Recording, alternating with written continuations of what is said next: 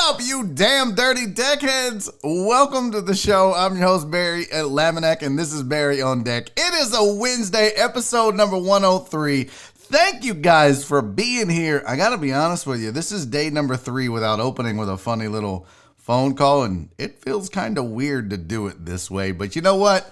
Change is good and change is inevitable, so we're here. And we start how we start now. But thank you guys for being here. As always, I really appreciate you showing up. I am super pumped about today's show, guys. We have a kick-ass show. Really because, look, hour number 2, it's going to be magnificent. Tessa Barrera from the Rod Ryan Show is going to join me in hour number 2. She's back. One of your favorites. A lot of you guys are, when she was here, we talked about being a deckhead, and she said, well, maybe if I do my own show, I can have the testicles. And I think a lot of you guys are testicles. So I think you're really going to enjoy hour number 2 when she hangs out right here on Barry on Deck. But we're going to talk about NFL dealing with the COVID. We're going to talk about the debate. We are definitely going to talk about the debate for sure. I do have some show updates for you. We got a ton of sports to get to. Let's talk about the debate. If we have some time, maybe we can talk cursing birds. I've got videos for you. I've got all kinds of shit. Literally a bunch of things to get to. And I say that a lot, and sometimes I run out of time.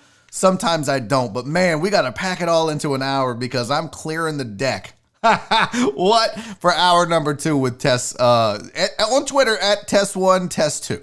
Okay? But Tessa Barrera joins us, and I couldn't be more excited. Now, gotta say what's up to everybody in the chat. You're first in today? I'm sorry, guys. Chris Householder got you again. The Reverend Lord Chris Householder, first again. Virginia Buttonweed was second, but you know what? Who cares about House? Let's say what's up to Clarence Marshall. Sydney! What it do, Playgirl? Okay. Fidel Limon is here. Not first. Terrence J's in the building. Truck driver Pookie. Virginia Buttonweed with the 10th thumb up. And that's important. The Reverend is here. Let's see who else. KD's in the building. What's up, buddy? Let's see. Who else? Clarence Marshall. There he goes. What's up? Billy Keller is here.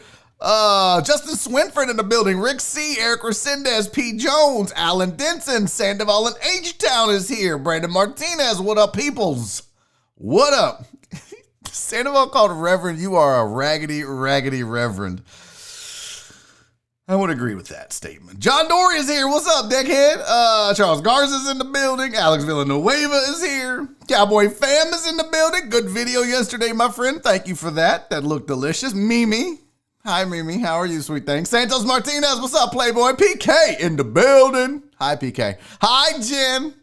All the ladies are showing up. I love it. It makes me smile when the ladies are here. Robert Likes Beers in the building. Donna, my sweet Donna, giving me shit last night for dying too much in Warzone. I probably deserved it. Truck and Taco is here. Aaron J. Bryant in the building. What's up, man? Your Falcons are fucking awful, bro. We'll just deal with it. Chris Reyes is here. Uriel Villanueva. Francisco Abarca. Kevin Wallace. BZH420. Mr. Fireball himself. Stephen Luther is here. Dr. Dre 290, what up? First Doctor, that doesn't count. Joshua Watts is here. Walt Walker is here. My dog. Marsha, my sweet Marsha, what's up, girl? Richard Vales is here. Who else? Jeff Bell's in the building. White Magic. Rach. What's up, Rachel? How are you, sweetie? Good to see you in the chat. Thanks for being here. Charles Garza, 713 Hooligan. Chris Reyes. All right, let's get going. Shit, shall we? Let's fucking do this. All right. First things first, you guys know I always start with a show update, and I'm pretty pumped about this show update if I'm being honest. As you may or may not know, Barry on Deck sponsors a Little League team. All thanks 100%. I wouldn't have even had this idea. What's up, Matt Poche? I see you. I wouldn't have even had this idea had Virginia Buttonweed not thought of it, not funded it, not done the paperwork, not got it all. I mean, like, Virginia Buttonweed took this upon himself to help promote the show and made it happen. And we now sponsor, we as a family, as a Barry on Deck show and family, we now sponsor a Little League team, the Bel Air Little League LSU Tigers. And I am so proud, and I cannot wait to go to a game, which is going to happen, and soon. But I got a game update. Opening day was yesterday. Yeah. We lost. And yes, I'm going to say we when it comes to my Bel Air Little League LSU Tigers. It's the only time I'll say we on a sports team. But we had a rough go of it. We opened up against the Baylor Bears on opening day. Tough loss for our Berry on Deck Tigers. We lost 7-5. The last out was at third because of a horrible third base coach. That would be Virginia Buttonweed. Listen, he's good at a lot of things. Probably coaching third is not one of them, or Warzone. But he did say, because he put the update on the Discord, but he did say that hearing little kids chant "Barry on deck, Barry on deck" while they were batting was priceless and a little creepy. I cannot wait to get out to a game. I am so pumped about this. Anytime I get an update from Virginia Buttonweed or see pictures or whatever, man, it brightens up my day. So, hey, listen, shout out to the LSU Little League Tigers. Guys, don't worry about it, man. We're going to bounce back, all right? We're definitely going to bounce back. So, fear not, my friends, fear not. Real quick, I do want to give you one other update because the real D Green sent me this info on COVID. And look, are we close to normal? That's the question. He goes and downloads the data from COVID, and it looks like I think this is Harris County. It appears to me that we've flattened the curve, so to speak. So I saw this and thought, oh, that's a good sign. Are we please getting back to normal? Please, can we recover? Can we move on? If everybody would wear their fucking mask, I think we could flatten that all the way out. I don't think it's ever going to go away, but I think if you start dealing with numbers that look like flu shot or flu season numbers and not the middle of that curve where you see, a huge spike in the middle. If we could get to the levels that we were back in the beginning of March, which it looks like we are, I think we can function like that. I think we can deal with that. So it feels like things are getting back to normal. And yeah, Fidel, that would be awesome. I need to do that. When we get out to Go Tigers, we need to pump that in. Okay. All right. So there's your show updates. That's it. We got a shit ton to get to, guys. It's already 2:10. I've already, oh my God, we have till 2:55. Let's talk sports. Sports headlines. Chiefs quarterback Patrick Mahomes, is going to be a father. He's having a baby, and pretty much he's already the NFL's daddy. So, he's got a ton of kids already because, let's be real, ain't nobody fucking with Patrick Mahomes in the NFL. Best football player on the planet. He's making everybody his bitch, and he is their daddy. But he apparently is having a kid in real life, so good for him. The NFL threatens bans and loss of draft picks to their coaches for not wearing masks on the sidelines, which seems kind of crazy. But this is where they're at. And look, you can't blame. We're going to talk about the COVID outbreak and what the ramifications are of that. But look, the rules are the rules. Everybody agreed to this. So if you have to wear a mask, wear a fucking mask. It's that simple. And I know you don't like it. I know you don't want to. You want to be able to yell at the referees and yell at your players and call plays, and it's the era that we live in. So I don't want to hear a bunch of coaches whining about having to wear a mask. And at one point, John Harbaugh even said, look, we do the best we can. And in 3 hours in the heat of a competitive event like a football game, your mask is going to slide down your face for 5 to 10 seconds. No, that's not how masks work unless you're fucking wearing it wrong. Most masks don't just slide down your face. John Gruden's was, but did y'all see? It looked like a pair of panties he was wearing. Also, the NFLPA, the President Treader calls for switches to, or calls for a switch to grass fields. He was citing the amount of injuries that they have seen in the NFL. 28% of the injuries occur on grass. JC Treader, I think he's a center for the Browns. But he is the president of the NFL Players Association, and he's saying, look, we've done research. We were looking at other injuries, and we found that most of these injuries, not most, but 28% higher rate of non-contact lower extremity injuries occur on the playing field. So look for that to become an issue. Look, one of the things that they talked about in the article was the fact the Niners are ravaged with injuries and they play on turf. And so they're even, Kyle Shanahan and crew are even like, hey man, is this okay? Because we've suffered a lot of injuries. And finally, speaking of turf and field of play, NASCAR is going to run their first dirt race in Cup since 1970. I have no idea what that means. Honestly, look, they're all a bunch of country ass rednecks. They've been driving on dirt roads for years. Why is this a big deal? Huh? Like, no, seriously. When NASCAR started, it was on dirt. Why, like, okay, they're going back to their roots, I guess. Yeah, that's the thing I don't understand about dirt races, Rach, is it like a horse track dirt? Like, is it packed in? Is it like, I don't know. Don't NASCAR Johnny, if you're watching this now or later, I don't give a shit. That's just a sport headline that I saw on ESPN and thought, wow, they're going to run on dirt. Okay. I guess they're going to have less, sprained tires. I don't know how it works. I have no idea. Okay. Oh, Donna said my dad raced stock cars. So it's like compacted, tight. It's not loose gravel. It would be the best. Could you see them running? First of all, you know how bumpy a fucking gravel road is where you're like, oh my God. Damn, I just saw my chin shake. I should never do that again. I think they should do that. Fuck dirt. Like, fuck. Don't pack it in and make it tight and they should do gravel. Gravel roads, you know how bumpy it is and rough ride. That would be badass. They'd be sliding all over the place. I really dig that. Barry, you need to go to the dirt track races. They have local races. Yeah, Billy, but here's the thing about that. And I would, but here's the thing. I don't like racing. Like, I just don't. It's the same like soccer. Like there's some sports that you like, some you don't. People don't like baseball. People don't like basketball. People don't like whatever. I'm just like watching people. Now, I might go to like a drag race just because it's done. But just to watch guys drive in a circle. Now, I will say I have never been to a race.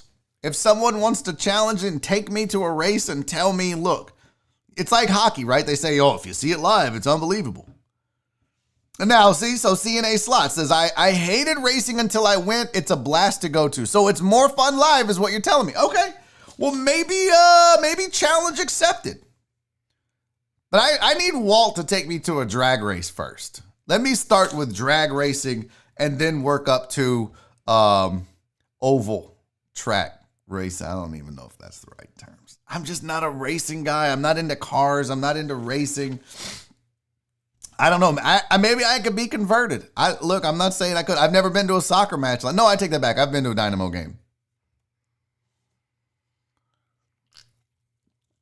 Still not a soccer fan. So just be aware. And look, I'm the kind of person that if you take me to a race and you want me to tell you that I had a good time, if I didn't, I'm not going to be like, that was so much fun.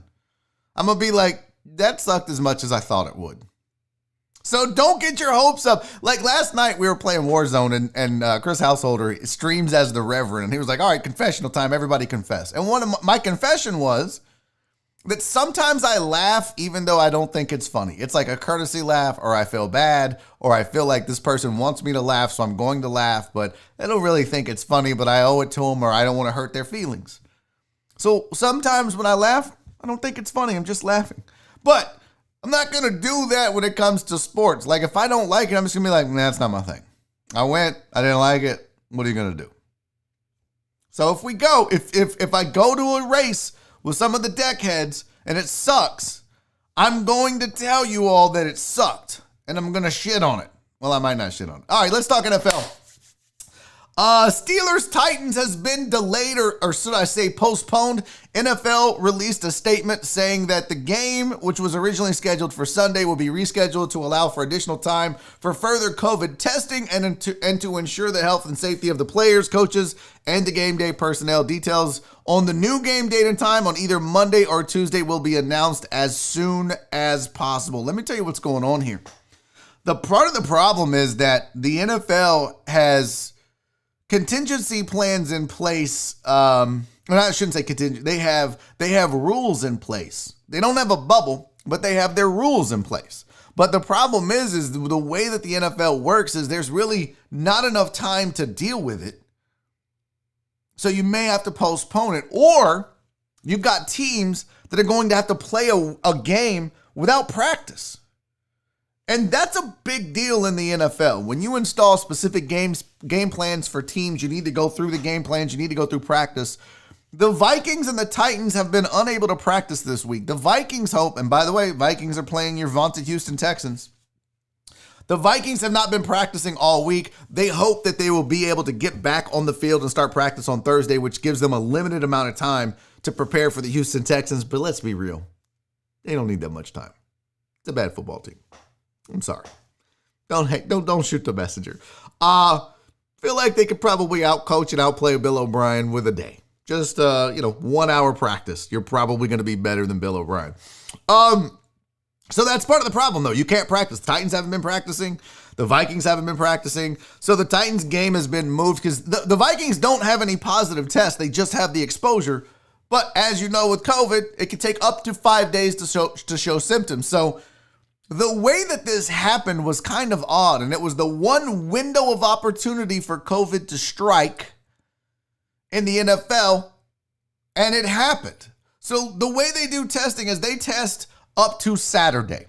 They do not test day of game, but then they test after the game. So at some point between Saturday night and Sunday after the Titans-Vikings game, 4 Titans players got COVID or tested positive for COVID. They may have had it before, but it didn't show up until now. Because as you know, you could be on day 3 of having it and it doesn't show up. It takes to day 5. So the test didn't show up until after the game. So now you've got both teams, the player personnel, everybody on the field, all have been exposed. And now you have to put everybody on quarantine and timeout and make sure that there's, it doesn't get crazy. So that one little sliver of opportunity between Saturday night and Sunday after the game, it happened. And it presents the problem of you can't practice, you can't, what do you do? Look, it's not like baseball where you just make up a game here and there, do a double header. It's a lot more difficult in the NFL, but these are the times we live in. And I think they have to be careful. But this is also why you see what we talked about earlier, why they're so adamant about their coaches wearing masks. They're like, listen, we're not going to have a coach fuck this up for us because he wants to yell at a ref without a mask on. And then, next thing you know, that coach didn't test positive on Saturday, but he's got it on Sunday and he's giving it to his players. And at first, I really didn't understand what's the big deal. They're all in the same, but now I do get it because of what happened. You could literally have a coach who's at home with his wife and kids, and they go out and they get it on accident and give it to him on Thursday night, and he doesn't know it, and he doesn't test positive until Sunday. So I do understand the point of doing it, but you're not going to be able to enforce it. So that's the update for Steelers Titans. Vikings Texans is still on at this point, even though the Vikings haven't been able to practice. I think once their testing clears on Thursday, that game's going to happen. So definitely advantage Texans. Definitely advantage Texans. Okay, I know we have a game going on right now. Astros Twins, game 2. Right now it is tied up 1-1. Looks like the Twins tied it up at the bottom of the 5th. Astros are taking the lead. Top of the 4th. I don't know who scored or how. It looks like Tucker with a 2-out RBI. Where you at, Dr. Dre on 290? Huh? Your boy got an RBI. Oh, hating ass Dre. Hating him some Kyle Tucker, who, by the way, hitting .333 in the playoffs. Game and a half. It's fucking whatever. You know who else is hitting .333? Nobody. Well, Correa's hitting .500. But that's beside the point. Astros got a big win yesterday. Let's be real. That was an important game for this team for several different reasons. All right. Not only were you rolling out an ace, not only were you like, well, let's roll Zach Greinke out there, and if we win, we win, and if we don't, buttholes tighten up. buttholes pucker. You got 4 innings out of Zach Greinke. You got Jose Urquidy, who came in and did his job. Framber Valdez came in, and Jose Urquidy's the starter today. Framber Valdez came in and did his job. That was a big, big win for this team. Because not only was it, you're shooting your load with Zach game 1. If you fail there, now you're relying on a guy like Jose Urquidy, or maybe, you know, if you have to run Lance McCullers out there. But not only was it big from a pitching staff standpoint, but I think it was big from a confidence standpoint. I felt like this team lacked confidence. Even though they'll tell you they're a positive bunch, that they're a confident bunch, it didn't show on the field necessarily. And they lacked discipline. Even though they struck out less than anybody in the majors, you just felt like this team was off. But a win like that in the playoffs as an underdog, big, big win for them, because now they can relax and say, look, all we got to do is win 1 out of 2. So props to the Astros for going out and taking care of business early. And if you didn't see, there were 4 games yesterday in baseball. Astros win game 1 of their series, beat the Twins 4-1. White Sox also win 4-1, beat the Athletics. I'm telling you guys, man, watch out for the White Sox. Lucas Giolito took a no-hitter into the 7th. Oh, 6th. Yeah, I think he took a no-hitter into the 6th. Really good game, though, and good series there. And then the other 2 games, you had the Rays beating the Blue Jays. No surprise there. I'm sorry, Pink Valkyrie, but your Blue Jays are not going to be able to hang with this Rays team, not right now. And then the Yankees absolutely clobbered the Indians as expected. And I'm telling you right now, they may have not have had the best regular season, but in the postseason, the Yankees are going to be scary if they can get any kind of pitching. I mean, any kind of pitching. Yeah, and let's be real. You're going to have to outscore the Yankees even if their pitching is bad. So they may have a guy roll out and give up 5 runs. You better be able to score 6. You better be able to score 7, because the Yankees are going to put up a 6 spot, an 8 spot, without even thinking twice. So good day 1 of baseball. Not too many surprises, other than I think the upset for me is your Astros beating the Twins. But I expect the White Sox to win that series. I expect the Rays to win that series, and I expected the Yankees to win that series. So no real surprises right there. Doesn't mean that those teams won't steal one. Good first day. And P. Randizzle, what's up? Oh, shit, Liebershock's in the building. What's up, Mike? Patrick Randall said, fuck the Yankees. Hey, man, just gotta, just keeping it real, fam, as the kids say.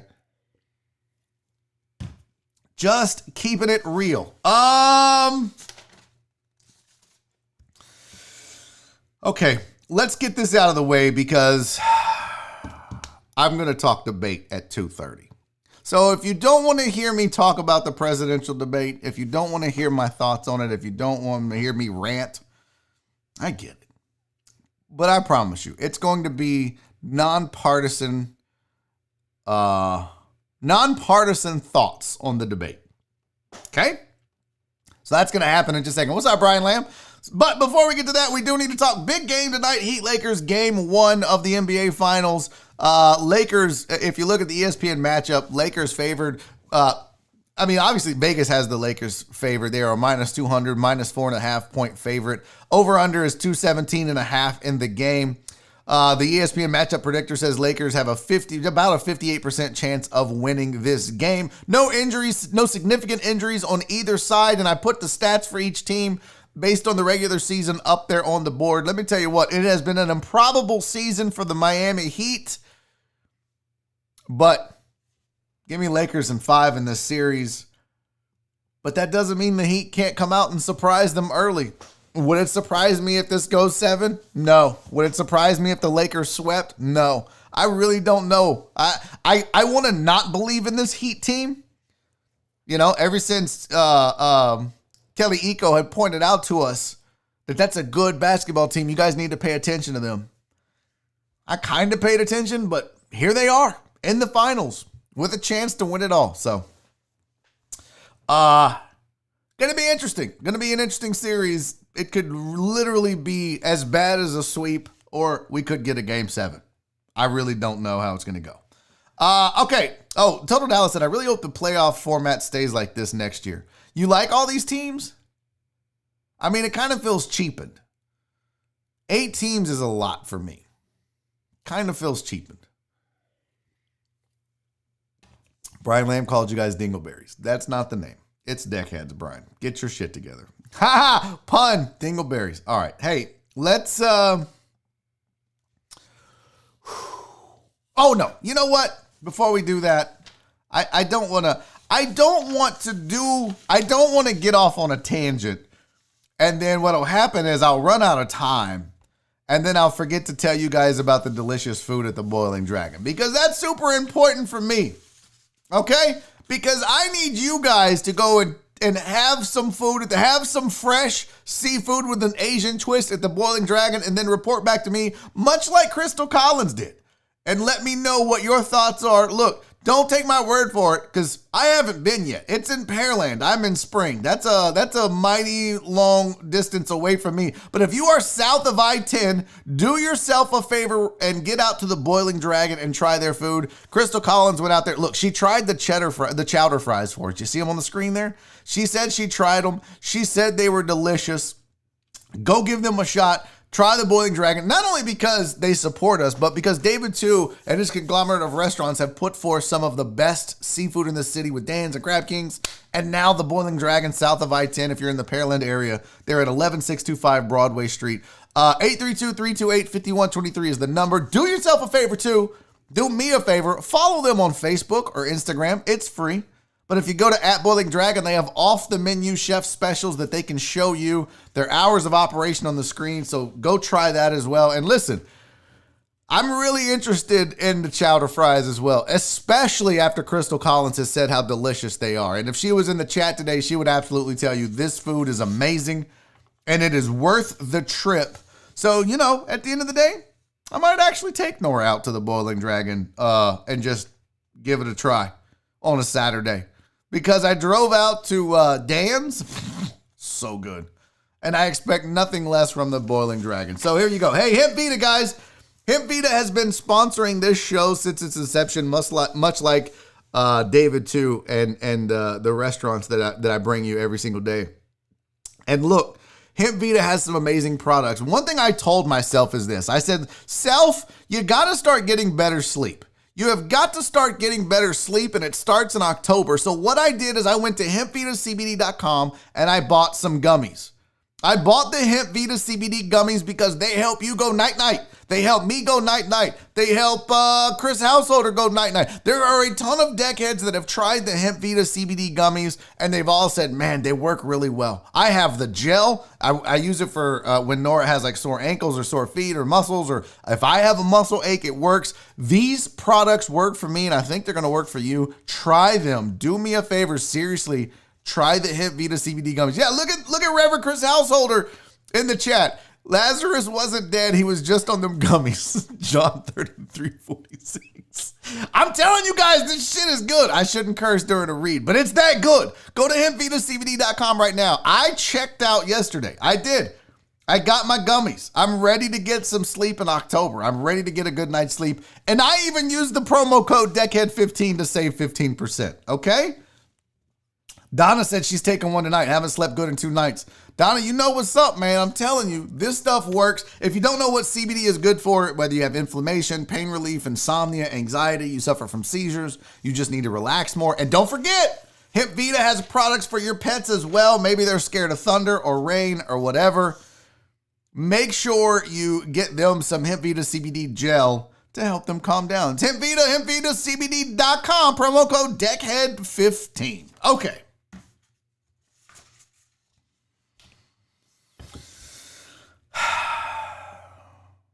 We're fucked. We're so fucked. Last night, I streamed live on Twitch, twitch.tv/Barry is funny. And I played Warzone with the boys, and it was House and Katie and Clarence, and we played for 2 hours, and then we switched over to House's stream for a couple hours. And then I said, listen, guys, I got to get off at midnight because I recorded the debate since I stream on Tuesdays and Thursdays. I recorded the debate, so I'm going to watch it, the whole thing, because unlike some people, I want to be informed. I haven't made up my mind. I mean, I kind of have with one guy, but I don't know if I trust the other guy. And so I thought this debate will help me get a better assessment as to where we are in this presidential race. Last night was a fucking embarrassment to this country, to the office of the presidency, and really to the free world. Where is it? There was a, I'm going to read you. I got to sneeze. Whew, I sneezed there. No, it's not COVID, bitches. Let me read you some of the words that were used to describe it by different people on TV as I watched. And these words really, I think, sum it up pretty well. Undignified. Train wreck. Hot mess. Disgrace. Some of the things I heard from people who want to be the president of the United States. Don't use the word smart with me. You're not smart. Will you shut up, man? This guy is a clown. Keep yapping, man.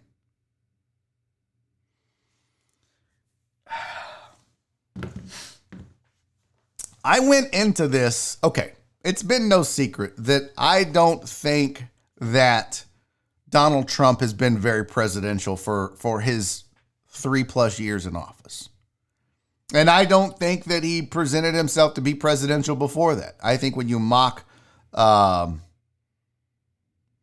people, overweight people, I think when you mock the handicap, I think when you mock women, when you say some of the inflammatory things he said about other races, I don't think it presents yourself as being very presidential. So my hope going into this was that at least we would have one candidate who, even if not 100% worthy of the office, would at least present himself as presidential. And I think Joe Biden failed at that. He called him a clown. Will you shut up, man? I mean, bro, you want to be the leader of the free world, and you got yapping Don over there, and he rattled you. He bullied you, and you lost your cool. You can't do those things. And I think that was the fear with Biden going in. They were nervous that he would lose his cool, and he did. And it didn't come off as very presidential to me. I will say that and that was really disappointing. And listen, I think that the strategy going into this was they knew that Biden has the stutter.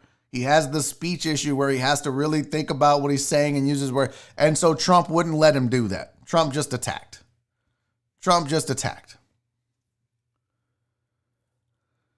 So it was smart on Trump's part. But here's my issue with Trump last night. He had an opportunity to win me over. He did. Believe it or not, he had, and I don't like him. I don't like him. It's not that I don't like Republicans. It's not that I don't like conservatives. I don't like the man, Donald Trump. He had an opportunity to win me over last night. He was asked point blank, will you denounce white supremacy? And he never answered the question. The simple answer to that question is yes. Unequivocally, I denounce white supremacy. But he couldn't say it. He didn't answer it. Instead, what he said was stand down, stand by and stand down, boys. Get the fuck out of here. One of the biggest problems in this country that we have right now is race relations. And you had a man who wants to lead this country for 4 more years be unable to say, I denounce white supremacy. The same man that claims he's done more for African Americans than anybody, maybe even Abraham Lincoln. That's where he lost me. Because I was fine with the bullying. You knew those tactics. You know Donald Trump just talks whatever he talks. Remember when we were going to lock her up? And, that didn't happen. But that was just remember we were going to drain the swamp? That didn't happen. But that's what campaigning is all about.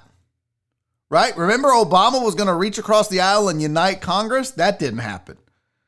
So you know that campaign promises are just to get you to vote for that person. It's empty promises. It's like campaign promises are like strippers at song 1. Like no one tips at song 1, by the way.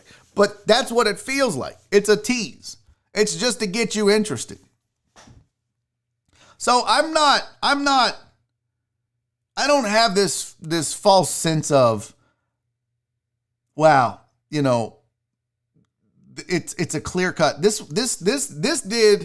did more last night to push me into not voting for either one of these clowns than it ever could have. Than I ever thought it could have. It was the worst debate in presidential history. Hands down, in at least televised history. And I think that's people agree with that across the board. And as Americans, whether you're a Republican or a Democrat watching this, we have to demand better. The fact that he is the incumbent for the office of the president for the Republican Party is a fucking travesty. But because he's already the president and because politics is politics, the Republican Party chose not to stand up and put a stop to Donald Trump and say, we have better candidates. We have better human beings fit to run this country the way we think it should be run. But they're scared of him because they're scared of his base. And for what? I don't know. And the fact that the Democrats chose Joe Biden because, well, is he linked to Obama and the popularity? But you have to look at who the man is. You have to look at what he's done. It's a shit show. It's an absolute shit show. The greatest country on earth and the race to lead this country is an absolute shit show. And I don't like either one of these candidates. I don't want either one of these candidates to be my president. I don't trust either one of these candidates. I will say, in defense of Joe Biden, I felt like he made more points on topic than Trump. Trump would say, I have a plan, but he would never really give us any points, which is par for the course. He didn't do that 4 years ago, but it didn't matter. He still got elected. So at least for me, Biden, I may not agree with everything he said as far as his talking points, but he had some. He had some. And I think Trump's was just attack and be a high school bully. And the strategy, I think, worked. It made Joe Biden look ruffled and bad and can't knock it. Now, let me give you some advice, debate people. Cut their mics off. It's that simple. If you don't want them talking while the other person is talking, just turn their fucking mic off. I'm watching it last night going, why is nobody just turning off Trump's mic? And then when Biden would interrupt, just cut his mic off. When it's their 2 minutes, when it's this guy's 2 minutes, turn this guy's mic off. It's so fucking simple. But they didn't do it. They didn't do it. And they should do it. And it needs to be done. And if you're not embarrassed as an American as to what happened last night, I think that speaks more to you being blindly following a party,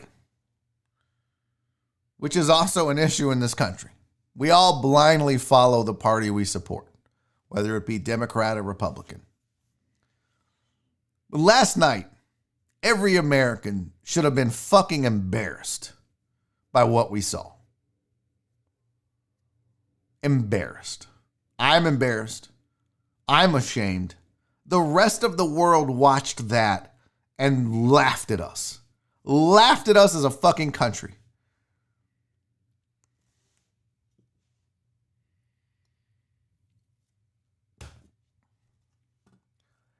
I agree, Cowboy fam. It is not presidential to tell the other one to shut up. It is not presidential to call them a clown. But fam, I agree 100%. Are we going to it's both sides too, by the way. So you can't just sit there, and I know, fam, I think I realize how you lean politically. And this is the problem that we have after a debate like last night, is you got Republicans who are going to find excuses to ignore the wrongdoings of Trump and only point out the wrongdoings of Biden. And then you're going to have Democrats that are going to ignore the fact that Joe Biden told the president of the United States to shut up and called him a clown, and only point out the fact that Donald Trump literally wouldn't shut the fuck up and let anybody make a point. He just talked. Well, you're not being fair to me. Like, he gets to talk. When am I going to get to talk? Like, I get to respond to that point. Don't I get to respond to that point? No, it's a fucking debate. Wait your fucking turn and shut the fuck up. I can say that, but I'm not running for president. So I'm not really reading the chat per se, because I know some of you are staunch one side or the other, and I don't want to hear from you. Because nothing your candidate did last night was going to embarrass you enough to say, fuck that guy. I'm not voting for that clown. And yes, they were both fucking clowns. They were both children. They were both awful. It was a shit show. And you can't sit here and tell me as a goddamn American that that's the best we could do. Because it's not. That was literally the worst we could do. So save your partisan bullshit on both sides. I don't give a fuck. I don't care that you think that your candidate was fine or maybe a little bad, but the other guy was way worse. No, he wasn't. They were equally shitty. There was no, that side was worse than this side. It was fucking awful. And that's what I was thinking about last night, is that there is going to be some way that both sides spin this, that the other guy was the problem. No, your candidate was the problem. Your candidate, the one you blindly support, no matter what, he was the problem. And you notice how I don't have to say a party? You notice how I don't have to say a side? Because the fact is, it's a shit show. They're both awful. And then you guys want to bitch at me when I say I don't want to vote for either one of these people. I'm the bad guy now because I don't want to vote. You know, we talk about, oh, well, it's a wasted vote. I had people reach out to me and be like, Barry, if you don't vote, Trump's going to win. What makes you think I want Biden to win over Trump? It's an absolute shit show. And Mimi, voting libertarian is an option. But let's be real. Can we be on, and I know, you gotta vote. You gotta vote. No, I don't have to vote. I don't have to. And then people will tell you voting for libertarian is like voting for Trump. It's a waste. Is it? And then people will tell you, well, at least if you vote libertarian, it gives them a shot. Does it? It's a two-party system, folks. It's a two-party system. And until the groundswell gets bigger, it's going to be a two-party system. And until you guys stop blindly supporting your party, it's going to be a two-party system. Man, politics in this country is a fucking nightmare. And it's just sad. And the only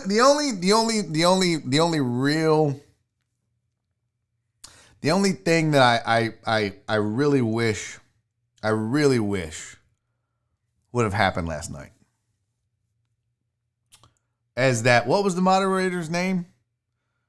I just wish he'd have been like, fuck it, and just walked off. That would have been perfect. That would have been perfect. Just be like, man, fuck this shit, and walk off. Chris Wallace, he was bad too. He's arguing with the candidates. Bro, you can't argue. You're the moderator. You can't argue with the candidates, Chris. You need to shut the fuck up too. And you need to get them under control. But the best way to do that is just cut the mic. Just cut the fucking mic. This is true, Amos. Amos has a great point. On the bright side, Trump doing a shitty job got us Barry on deck. Well, Trump handling COVID in a terrible way got us Barry on deck in a roundabout way. Because the economy was booming. The economy was booming. You got to give the man credit. The economy was booming before COVID. And then he fucked up COVID, and then he fucked up the economy. Dandy Dan said, Barry, do you think Biden has the same social policies as Trump? There are differences, though I still don't like Biden. No, I don't think he has the same social policies as Trump. I don't think so at all.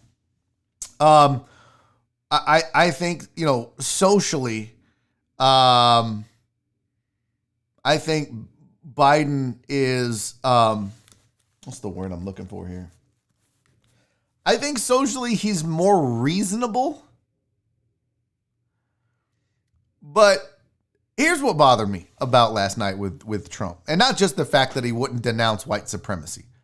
He tiptoed that.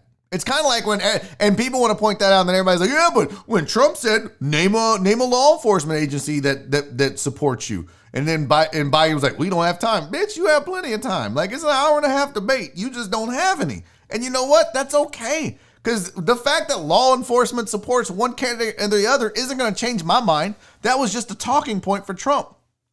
But the fact that he didn't denounce white supremacy was a big issue for me personally. For me personally, that was my biggest issue of an individual. And I mean, last night was a shit show. My issue was how bad it was. But individually, that was a problem for me. And if you only gave me two choices and put a gun to my head and said I had to vote, that might swing it for me. Now, does that mean that's the case for the rest of America? No. Because the big talk is white suburban women. You think white suburban women care or don't care if Donald Trump denounced white supremacy? I don't believe it. I don't think they do, because they live in their bubble. And that's not an important issue to them. Economy, education, safety, those are their issues. So for him to not do that is not a big deal to other people like it was me. But for me, that was a big deal. So socially, it's a big difference. It's a really big difference. There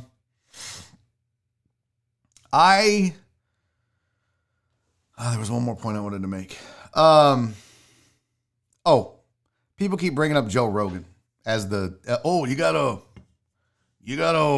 get Joe Rogan. Could you imagine what a shit show it would have been last night with Joe Rogan there as well? No thanks.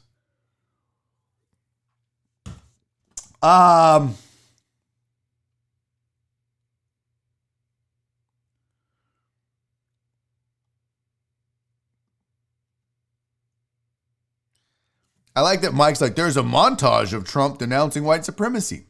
I watched the debate, Mike. He didn't do it. He didn't do it. He didn't do it, Mike. And I get it. You blindly support Trump. Good for you, buddy. And okay. No, yeah, that's not part of the problem. Just blindly supporting a guy.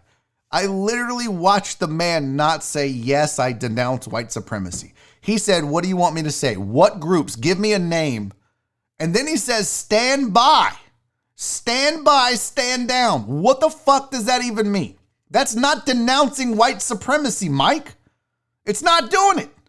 And he may have said it in the past, but he had a chance on a national platform on a fucking debate to be the leader of the free world for 4 more years, and he couldn't bring himself to do it. But yet, he kept saying, you're going to lose the left. Joe's going to lose the left. Oh, you said that? You lost the left. Here's the thing. When you keep hearing a candidate say you lost your left, you lost the base, they are partisan. They're not concerned about reaching across the aisle. They're concerned about winning.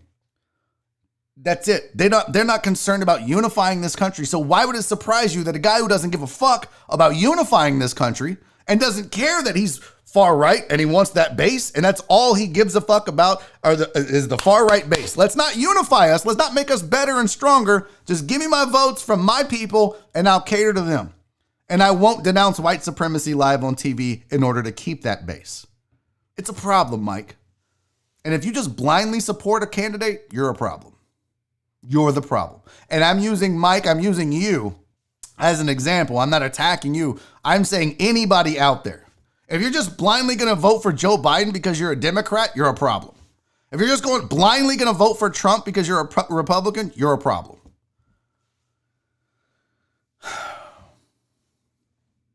So, I'm going to ignore the chat because some of you are going to argue no matter what.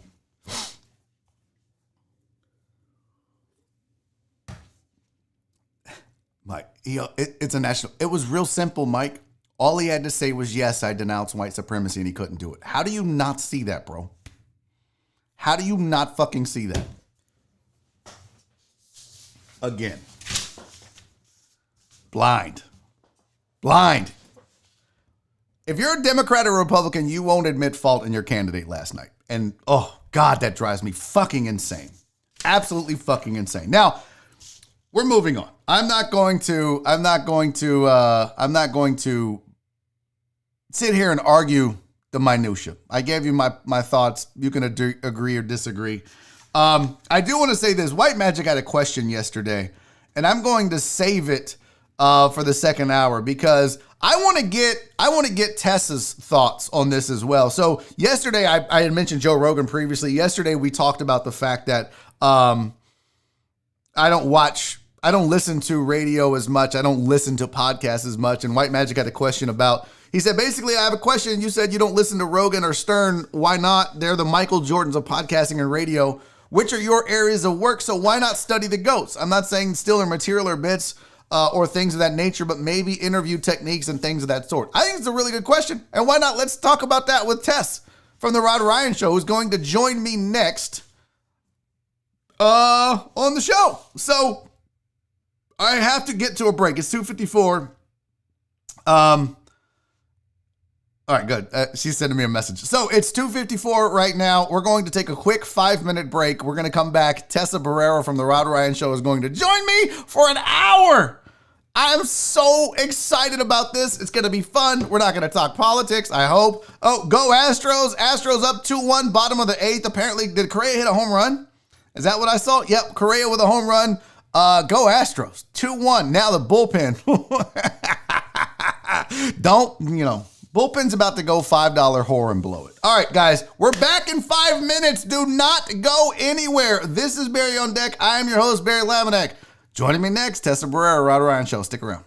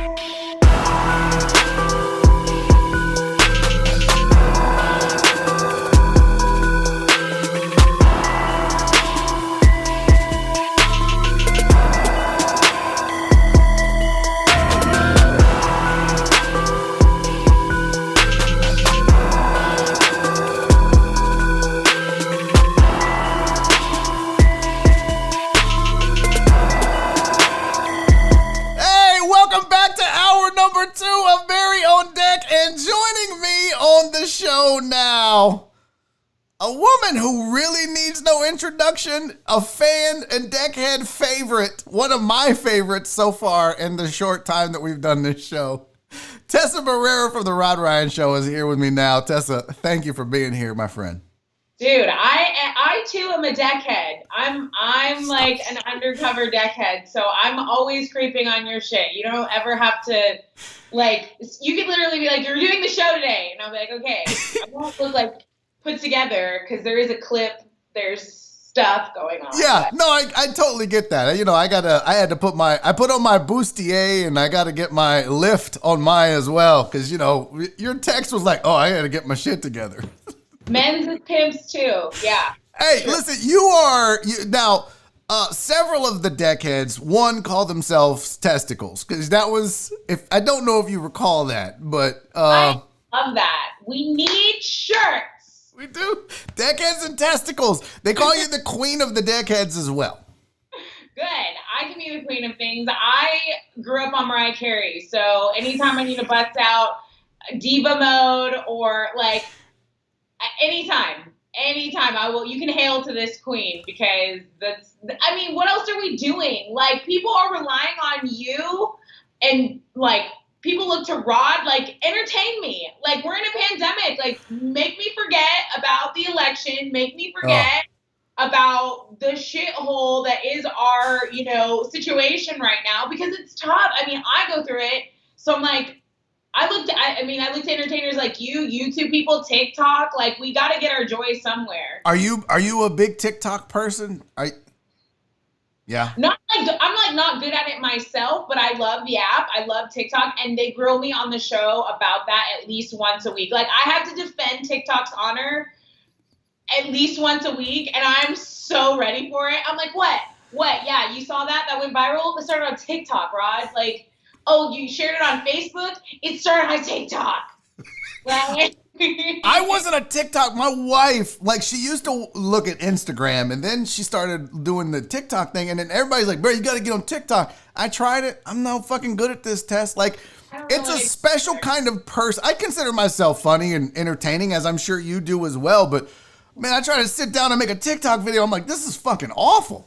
Okay, it is hard. That's what I'm saying. Like, I want to watch. Like, I'm a watcher. Like, I would create some of my own content. Rod would be like, do you have any new TikToks? I'm like, no, that takes like a year to do. So I appreciate the effort that these people, the people that are the famous talkers, like they actually put a lot of effort into it. And Instagram totally bit off TikTok. Like Reels, we know what you're doing. We're not here from it. We're not here for it. It does not hit the same. Like it does not hit the same.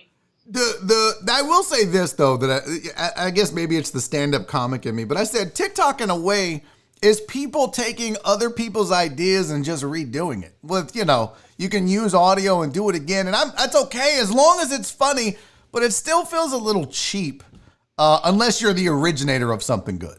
Do you remember Dub Smash?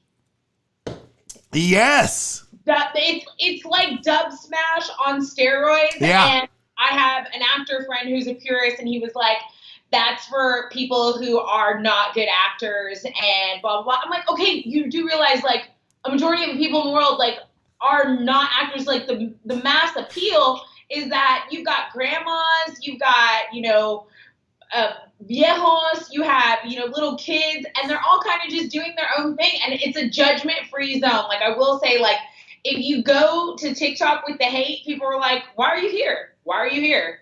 And I know people on the rest of the internet are like, especially like people on Twitter, they're like, wait, we're like, we don't do that here. We don't do that here. This is a community. It's like that. No, like there's plenty of it. Like, I am an ambassador. I need a check from TikTok. No, you do. How many followers do you have on TikTok? I don't know. I think like 5,000, 10,000 maybe. Oh my God, Tess. You're killing it. Your TikTok game is legit. I have 52. I am so bad at this. Honestly, it's Rod. Like, I'll throw anything on a blog page and it'll be like, people are on it. If Rod says, hey, go like Tessa's Instagram post, people are like, okay. Yeah. Oh my gosh. The loyalty, right? Listen, you need Even- speak no further than what the Rod Ryan show did for Dina Powers, raising money over $100,000 in 24 hours. My hat's off to you guys. That was amazing.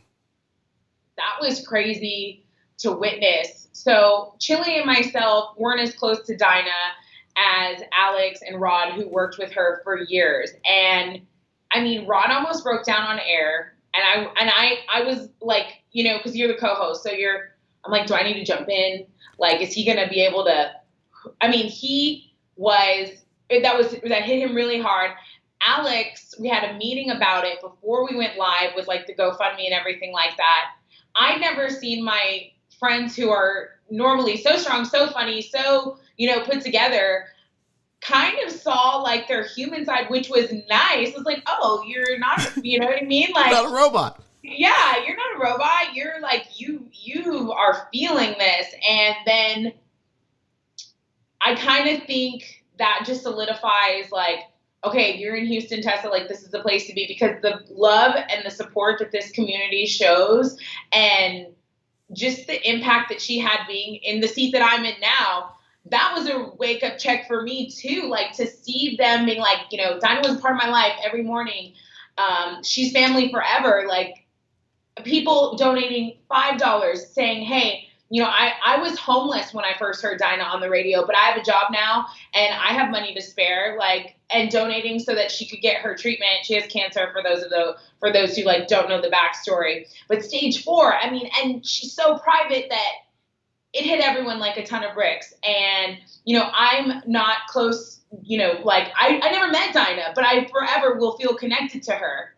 And man, Houston just showed up for her. So that was like in one day, we just kind of like kept refreshing, and everyone, you know, it was a really sad moment for, you know, the news for her.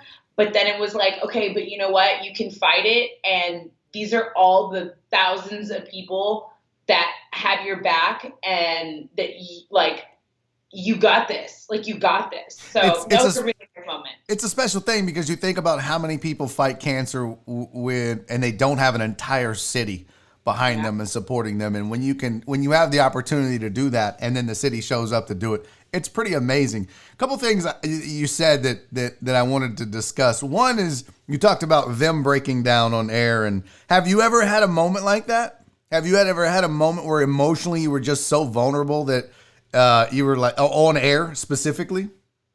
Well, anytime I did the news and it was a story about a younger kid or elderly, those stories, you have to always watch yourself, because this is anyone that's vulnerable, pets. I mean, really, really sad stories like that. In news, you kind of have these stories, and it's like fires and crashes and destruction. So you do kind of get desensitized to it, but every now and then one will creep in, and you're like that. Wow, okay, that stings. Like that really, really hurts. I really, honestly, I haven't had those moments where I've been caught. I've gotten choked up a lot, but I've been able to and just let it fester. Yeah, I mean, but I told this to Rod, like, if we're talking about something and we go on and on, luckily we have breaks, because I can cry right now. You want to talk about something? I will cry right now. What do you want to talk about? Something sad? I'm a crier. It was one of the things I had to learn how to deal with as a grown-ass man. But I am a crier. And everybody, like all the deckheads know, that's the running joke. If something emotional is that I have to talk, the deckheads are like, Barry's going to cry. My last day at ESPN, I bawled like a baby on air. Like it was just, and then I've cried on this show, at show 1. I almost cried on episode 100 because I never thought we would get there. Like I'm a crier, and it took me forever as a man to just own that and be like, it's okay. Are you a crier? Because, you know, some females are like, nope, got to be strong. No, I'm not. I'm not. When I was younger, I was, because I was in sports, and I was like, I want to be strong, I want to be tough, I want to throw rocks at people's heads, you know, things like that. normal things. Yeah.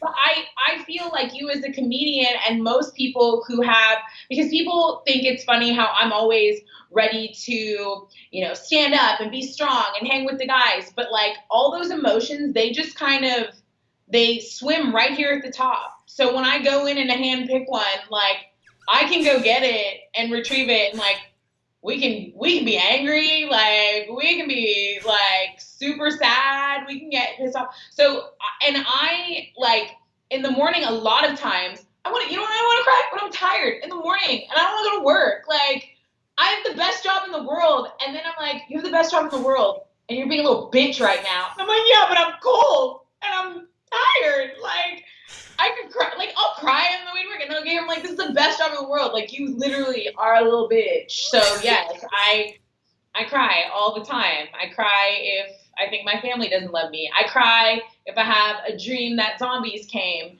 and I needed to protect my family and I couldn't. Like I'm all the emotions. All of them. And same. I feel like before it's like women, we're already like have this bad reputation for being emotional. Like there are like we didn't know about Dinah because she was so private. Like you couldn't. So like it's I don't think it's one sex or another. Like we have these gender specifics, but I think it's like you're either emotional nut job or you kind of have it together. I am an emotional nut job. My wife is a cold-hearted person. She does not cry. Killer calm. Like, yes, I'm the like. Listen, let me tell you how big of a puss I am. I cried at the final episode of The Big Bang Theory.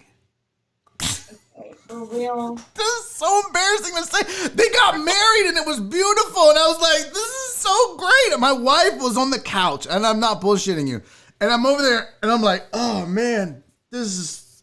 And my wife looks at me and goes, "What the fuck, man?" I was like, I bet it's just, because it's love. And she was like, "God, you got to get it together." It was the funniest shit.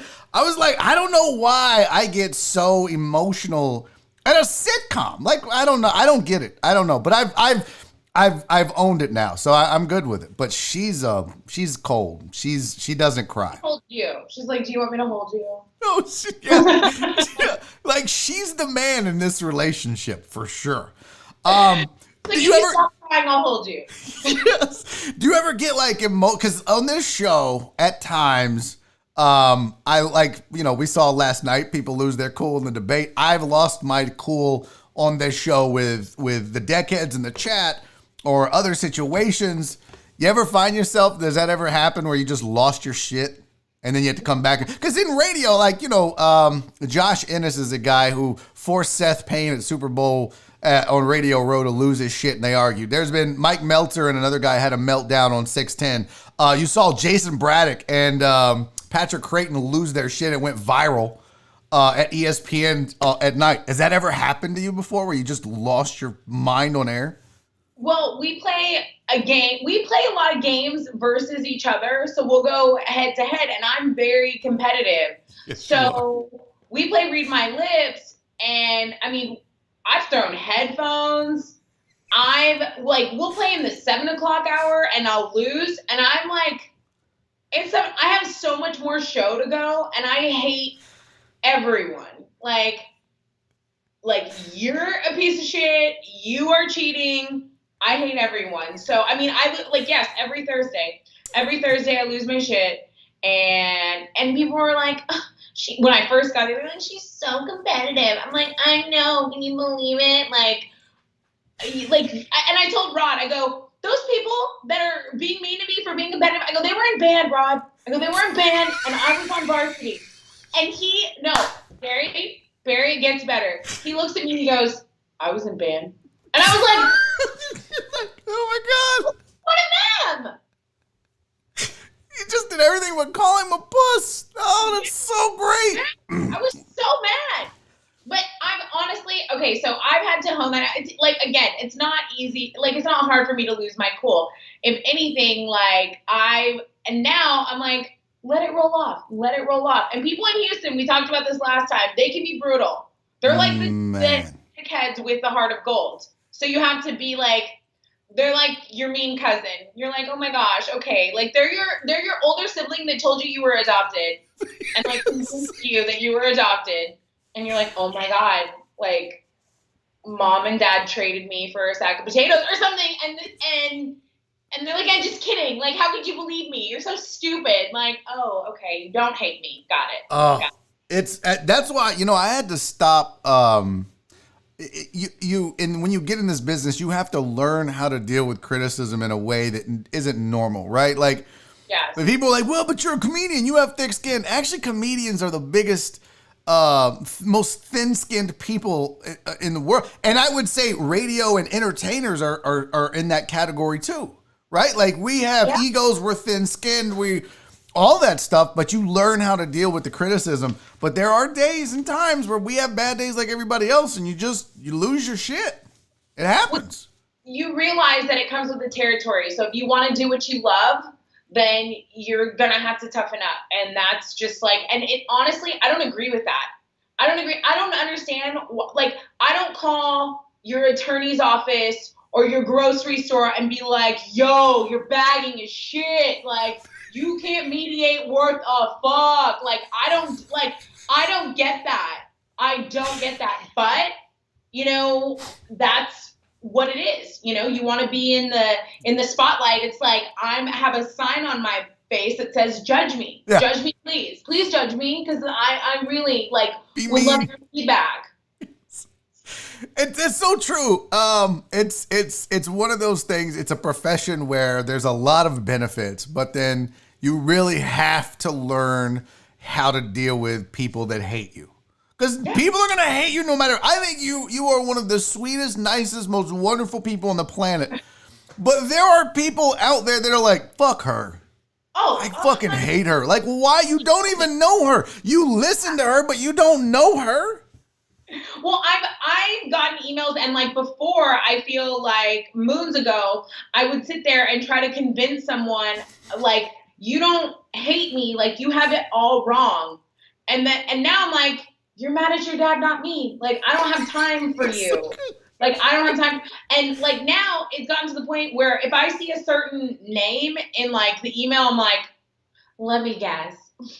You didn't like that? Oh my gosh. Like, we're all shocked. You always comment negative stuff and you hate that. Like, some people just, it is their birthright to hate and judge what you do. But those people don't matter. And that you have to remember the people that do matter. And what are the ratings saying? And how do you feel? And are you okay? Because those are the things, you're the one who has to get up and do it again. You're the one who has to get up and be okay with the person you are every day. So, and the product that you put out, like it's a running joke on this show that every day, as soon, like I won't even start the show yet, and there will be a thumbs down.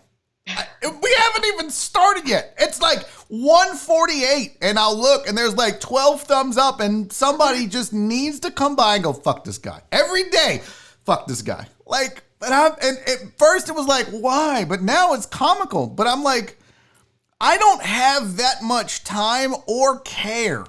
Right. To go out of my way to shit on, like you said, like I don't go to HEB like, God, you check out. Like, you're fucking, this is awful. I might go in the car and be like, fuck, that was slow. But I'm not like in their face, you fucking suck at checking. Well, as confrontational as we are and opinionated as we are, we really, like, in day-to-day life, I know for a fact that in person sometimes, if I'm not at 100, when I meet someone, they're like, are you okay? And I'm like, I'm in max chill mode right now. Like, there's no mic in front of me. Like, I don't have, you know what I mean? But that, I feel like it's a gift to have a mic to where people want to hear what your opinion is. But you're not, I think they think we're just going off like, hey, like, oh, I think this sucks and that sucks. Like, I literally keep my mouth shut. Like, if anything, I try to be more helpful in my everyday life and be like, more gracious, because I probably did say something stupid earlier that day. So it's like I'm paying penance for the way I act on the show. I'm paying penance for the rest of the day. Like, yeah, let me put $1 in that donation thing because I was a loud ass this morning. I acted a fool. Oh, I feel that every day. Somebody had a question for me because yesterday I was talking about the fact that do you listen to other shows? Do you listen to radio? Do you listen to podcasts? Do you just do your job and then that's it?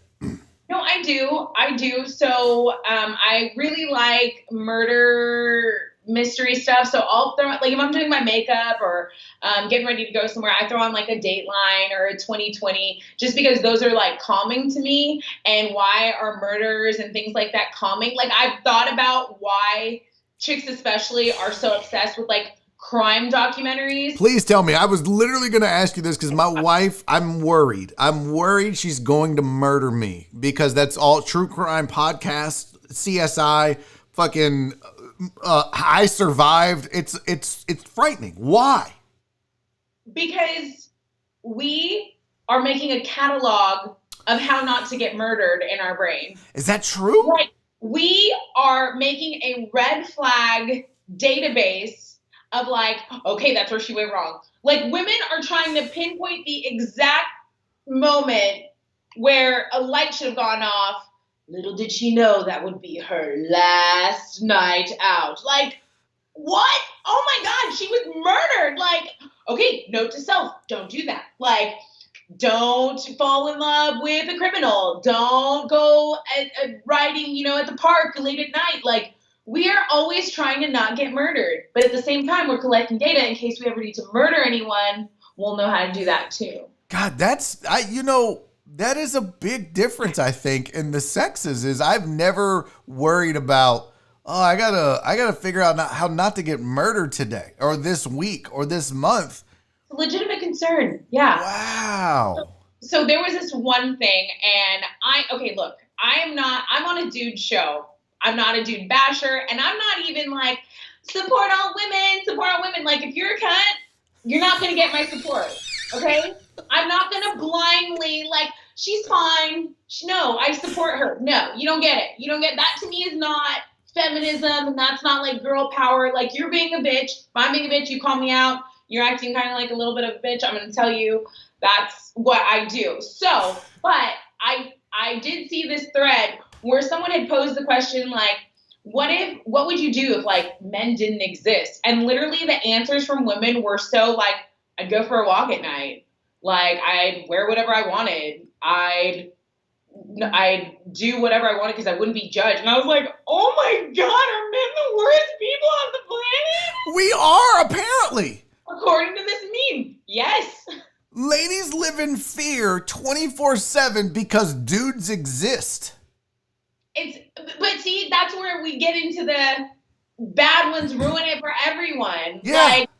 Like, dudes gave me jobs. Like, dudes in positions of power, like, put me in a seat where I had a lot of influence. So, like, there's, like, it's just the bad dudes ruin it for everyone, Like, that's just what it is. And, I mean, sometimes I'm tempted to, like, if I get an ugly comment or something, I'm like, should I go, like, detective style and find out where this dude is and, like, get him fired? But then I'm like, I don't have the energy. I don't have the time. Like, you're clearly damaged. I'm just going to move on. So. Wow. I never realized that women lived in so much fear. Yeah, it's not even like, it's not like you're scared. It's just, you don't ever, like, the dynamic just always switches. Like, well, what were you doing out that late? Why didn't you have mace? You were walking in your car alone? It's like, yes, motherfucker, I want to be able to walk, like, at night. Like, what if I work hella early and I want to go for a walk at night? Like, should I? Then it's my fault. Like, I get killed, but then it's like, okay, no, you got to be smart. Like, I stay in and don't put myself in positions of risk, not for me, but for, like, my family. Like, okay, Tessa was murdered. What was she doing out? What'd she do? So right. is the fear, and this is, I mean, I don't want to get too serious, but is the fear really more, really more of the outcome of the crime committed, murder, rape, Or is it the being judged afterwards? Because I know that's why a lot of women don't come forward if they're raped or sexually assaulted, is that it's not that they're afraid of the attacker necessarily, they're afraid of the ridicule. Is that the case across the board? I mean, is it like, I mean, yeah, I'm scared to get murdered, but I don't want to be judged because I got murdered at the same time? I think it's both. I just think as a society, and this is guys too, I don't think it's just women. I think as a society, we all walk with a lot of shame. Like, no matter what we do, we all walk with like something that we're super embarrassed or ashamed about, which is why I think one of my biggest defense mechanisms is the thing that people think makes me so funny. It's like, I'm just going to tell the whole truth, the part that makes me cringe. Like, I'm just going to put that out first because you're going to judge me regardless. So I think it's with everything, because people make shit decisions all the time, and it's so faux pas. Like, it's so like, well, why didn't you think of this? Why didn't you think of that? Like, don't you think I'm beating myself up about that already? Like, because I'm not an oracle. Like, I didn't know, and I don't know. I just think I think we're finally getting to the point where like people want to normalize certain situations happening because they're happening so often, and like that's what I want. I want it to get to a point like to normalize, like, hey, you know what? Yesterday I was kind of an asshole, or like, you know what? Like yesterday, or I'm not, the perfect body type, or I'm a news person, but I'm pretty bad at math. Like, Yes. like I don't know everything. Do you know what I mean? Like, just kind of get it out of the way. Like, no one's perfect. We're all just winging it. That's the beautiful thing. Like, on this show, I have tried to do math live several times, and it has been embarrassing at how bad I've been at it. But then, the deckheads are like, you're fucking awful at math, and you're a shitty speller, and you are a hothead, and you're emotional, and we still love you. And that's the cool thing, is like, maybe that's why the show's not growing exponentially, but the people that are here are accepting of my flaws, and that's a beautiful thing, man. That's when you have that kind of base, because yeah, I do have haters, and I do have the thumbs down guys, but you know this, when you have a subset of people that are like, we love you, all your flaws, whether it's family or supporters or fans, that's a beautiful thing, because that's the freedom you need to be able to be yourself, and which, tends to be the ideal thing to do when you're on the mic.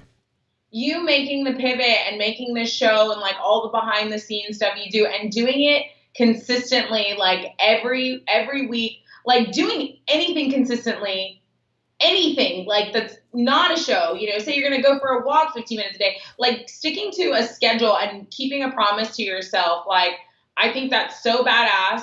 I could never do what you're doing. Like, I would need you to come help me or figure it out or whatever. But I love the pivot you've made, and I think that's where it's all going. I mean, these digital streams, and the fact that, maybe like, I feel like a lot of like, we'll talk about genres of music, and well, can Machine Gun Kelly do that? And like, he's hip hop, but like, is he rock? Like, the people that are up and coming and about to start making all the money, they don't even think in boxes like that.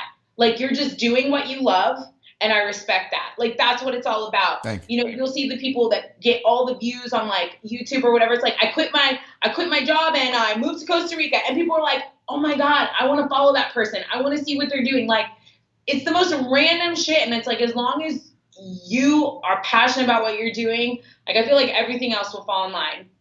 So people were the going back to the question that started all that was, I don't listen to Joe Rogan, and I don't listen to Howard Stern, and that was the question, is why? Because they're the Michael Jordans of the industry, right? That's the Michael Jordan of podcasting and radio, is those two guys. And really, to a degree, Rod Ryan is in that category. I mean, y'all's show is it is the quintessential radio show, the quintessential morning show, the show everybody else wants to be like. But I don't listen because I don't want to copy. I don't want to steal. And there are so many people in this market and in other markets that are knockoff, equate Hill Country Fair versions of Howard Stern and Joe Rogan. And I just would rather, do you listen to other radio shows or other people that do what you do, or do you avoid it? I I do. I love Howard. I love Howard just because he is the quote unquote king of media. I work with another king of media. Yes, you do. But I don't listen I take cues from Rod and his work ethic. But when I listen to Howard, I actually listen to Robin because Robin is she's so smart, and they do this delicate dance, and they've mastered it so nicely, and it's so seamless that I'm like, that is what's up. Even down to the laugh, down to the punchlines, down to she gets in or, drops knowledge bombs, about this and that. And I'm like, dude, like, that's like, if I'm trying to I'm a co-host right now, like that to me is the MJ of co-host. So I'm nothing like Robin, but you can learn from her timing. You can learn from her interactions. And it's so hard because Howard's like a force. And I feel that same way with Rod. Like Rod is a force, and you can't you can't just walk in the lines and be like, I'm here. You really have to be on your game, especially with what we do with prizes, timing, everything. It's all a delicate dance. So I'm taking notes. I am. And then I have listened to like the Call Her Daddy girls when that whole scandal was going on. I went to the wormhole of drama and I listened to a couple of Call Her Daddy episodes. I really thought she was really funny, but I think they're a little young and a little too like, I don't know, it's like soft porn almost, like the show. But I like that they were so open, and I like clutched pearls like, you're talking about that right there? Me, who's like, yes, talks about, when I talk about today, I talked about how because of COVID now, if I'm, anywhere in a room and I don't have a mask on and like I've had to sneeze, like I'll straight up just open my shirt and sneeze on my tits. Like I'll just sneeze on my own tits. Like, because I don't want anyone thinking they're going to contract the Rona and like, so stuff like that. So the Call Her Daddy, that's like too explicit for me, Wow. Yeah. But I love what Barstool does. I feel like they're giving people, they give people like a platform, a camera, and they kind of say, here, go make a fool of yourself or go, do what you want. And I think that's, it's amazing to watch. It's sometimes a train wreck, but I like seeing, I do like hearing and seeing what other people are doing. And I listen to myself back. I listen to the show back, especially on like Sundays when it's like, just to say kind of like where we left off. On Friday. What I didn't like to hear from myself, what I thought was, oh, like, that's funny. Like, that was good. That was okay. So I think it's the worst thing to listen to yourself back, by the way. It's so hard. Torturous yes thing ever, but I think that is like watching game film, like for football. Like 100%. You don't learn more than when you see yourself make an ass of yourself. Then that's the quickest way to make amends and how to self-correct is to listen to yourself back. I do these videos every week. It's funny you mentioned I just restarted them. I used to do the Houston Sports Show was on Channel 2 on Sunday nights, and it's on hiatus right now because of COVID and everything else. But I had a segment called Barry on Sports, and it was like Weekend Update on Saturday Night Live, but with sports headlines. Well, the writers were like, bro, let's do this. Like it's comedian friends of mine. They were like, so I asked Jerome Solomon, who was nice enough to let me put it on my YouTube channel until the show comes back. So I've started doing them again. Well, used to, I would record it. Even with COVID, I would just either show up and record it, or I would record it here and just send it off and let the EP and the editors do their thing. But now I'm editing it, and I'm having to watch myself, and I'm like, God, why do I smack between? I'm like, I do this weird thing where I'll give a take and do a face and go, and I'm like, oh my God. But that's what we have to do. Like, that's our game film, right? Like, that's how you know this is where I need to get better. This is the shitty stuff I do. Oh, I liked that facial expression or that moment. Well, and you can kind of give yourself a break. So when you're watching all this content on whatever your social media platform is, the videos you probably like the most, there's probably a great editor behind those. There's probably a producer, maybe two. There might even be a script in there. So you've seen what COVID has done. It's lifted the curtain on a lot of these shows. Yeah. And you're like, that's what you guys sound like? You guys suck. Like, this is like, I can't watch this. Yeah. I highly produced and edited content. Polished. So it's been a revelation for us all. Oh yeah, for sure. I wanted to ask you about something. Damn it. Oh, I forgot the question. I should write this shit down. See, I'll go back and note to self. When you have questions, write them down. So we were talking about the Joe Rogans and the Howard Sterns and watching and listening and so forth. You mentioned that Rod and his work ethic. And I had heard, it's radio. We're in the business. You hear about people that worked with and talked to. And I have heard, one, you guys stand, which is crazy to me. But two, Rod Ryan's work ethic is unmatched. It's what is a typical day like before the mics are hot? Walk me through what show prep is like for you guys, because I've heard it's crazy.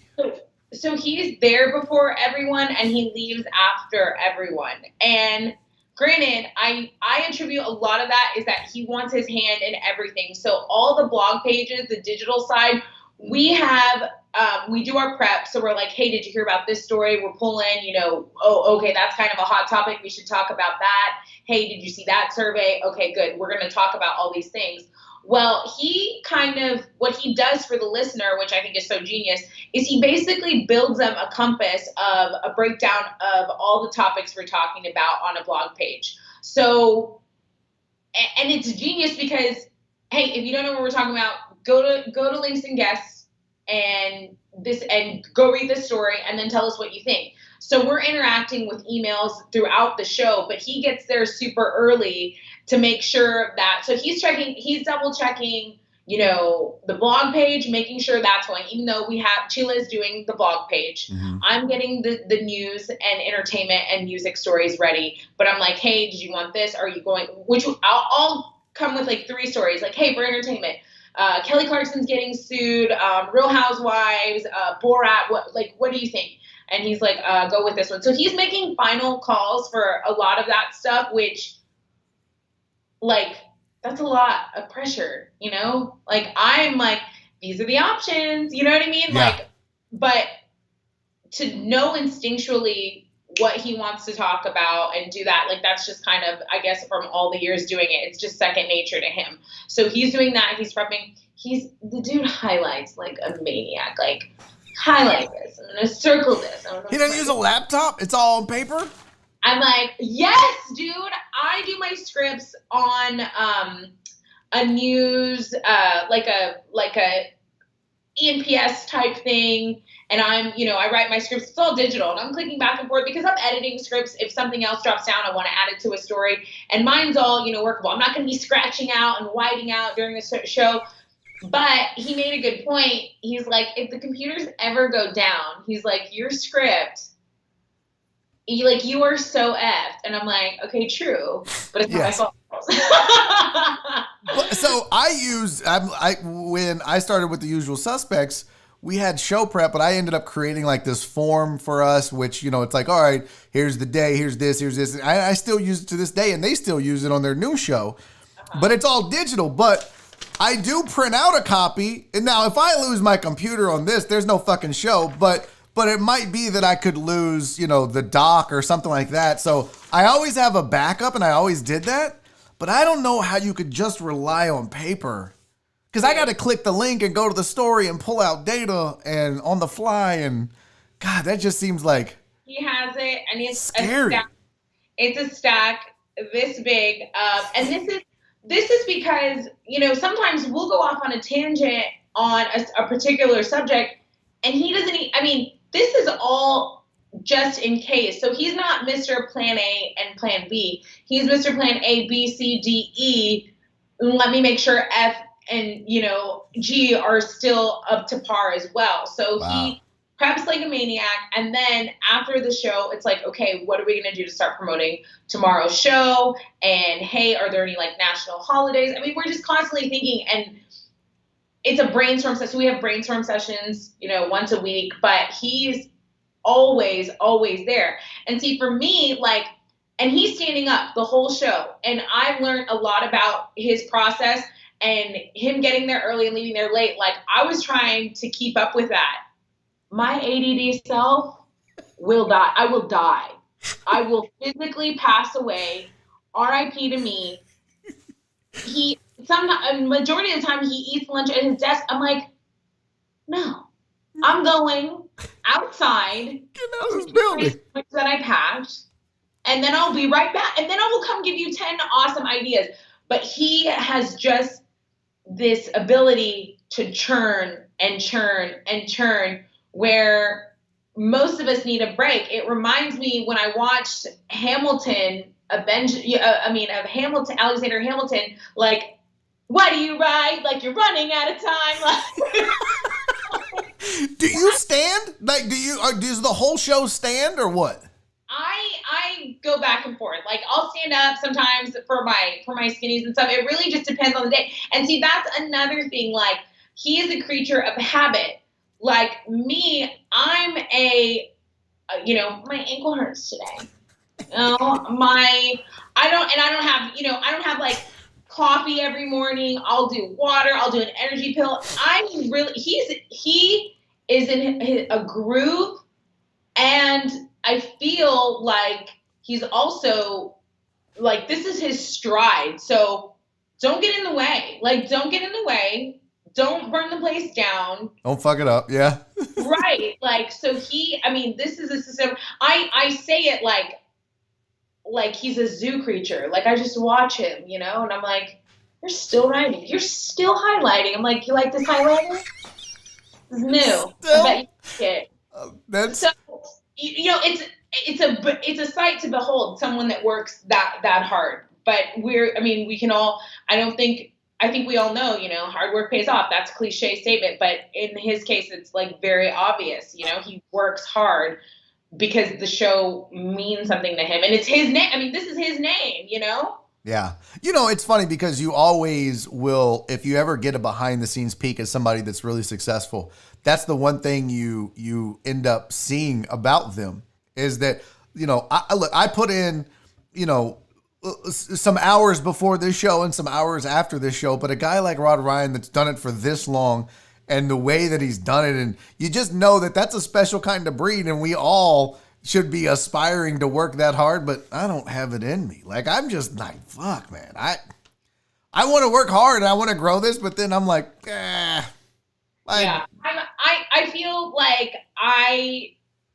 like you shouldn't compare. Like, I'm never going to be like Rod Ryan. Now, I want to very much pick up on his good habits and, the things that he does well, but like me trying to keep up with that, like I have a completely different process. And I think that's part of me getting wiser, because I feel like if I were younger, I would try to keep up with it and I would probably run smack into a wall. Yeah. You know what I mean? Like, I know what works for me, and I know that an idea will come to me when I step away, when I go out on a walk, when I, have some time to like breathe. Like, I can't sit down and come up. Yeah. And try to hold my breath with Rod Ryan, like under the water. Like, he's a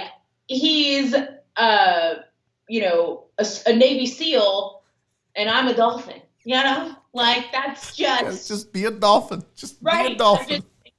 And that's okay. You know what I mean? And I don't necessarily think that means, well, like, oh, well, that's why, you will, never achieve and like whatever. I think everyone has their own process. And I think, what we're glad you give him the steering wheel, because he's going to be at the wheel. Yeah. You know what I mean? Yeah. He's not going to leave that thing unattended. No. So we're getting a ton of questions and feedback in the chat. By the way, Astros win. I know, obviously, based on the shirt, you're a huge Astros fan. So Astros win. They advance to the next round. Someone had kind of a personal question. You don't have to answer this if you don't want. But they were like, is Tess married? Because she's kind of a catch in so many different ways. Look. Not married. No ring. Ring. Is that, and now, like, a lot of women who have a career like you do and aren't married at this moment are like, nope. Is it something you'd be like, yeah, if it happens, but I'm not focused on it. I'm really just trying to build this career and keep going? I have a vision board that has a man on it. I would Hold on, Tess. Anytime a woman starts with, I have a vision board, I'm like, oh, fuck. If this involves White Claw and Uggs and goddamn it, what? And here, let me put you up on game, guys. Let me put you up on game. Oh, please do. A woman will always have time for someone who respects her time.